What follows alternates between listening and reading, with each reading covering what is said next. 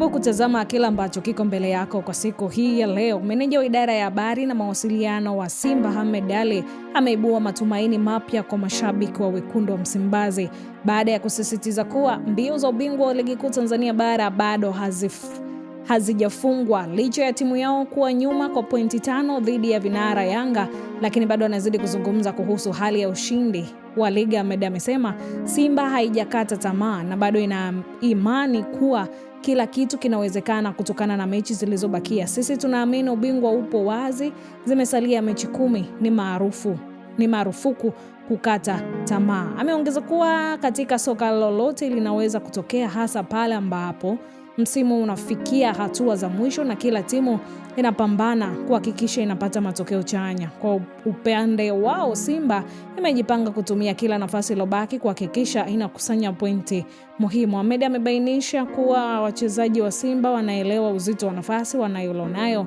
na wamejipanga kupambana katika kila mchezo hadi dakika ya mwisho ya msimu ili kufanikisha malengo yao ya kutoa ubingwa. Kauli hiyo imekuja wakati wa Simba kujiandaa na mchezo mwingine muhimu dhidi ya JKT Tanzania ambao wanahitaji ushindi ili kuendelea kuwasogelea vinara wa Yanga kuweka presha katika mbio hizo za ubingwa. Kwa ujumla, Simba imeweka mkakati wa kushinda mechi zilizosalia zote huku ikisubiri matokeo ya upinzani wao, wakiamini bado wana nafasi ya kubadilisha hali ya msimamo wa ligi kabla ya msimu kufikia tamati. Hii ni Gift Online TV, basi endelea kusubscribe, kushare, kulike na kucomment ili upate kile kilicho bora zaidi.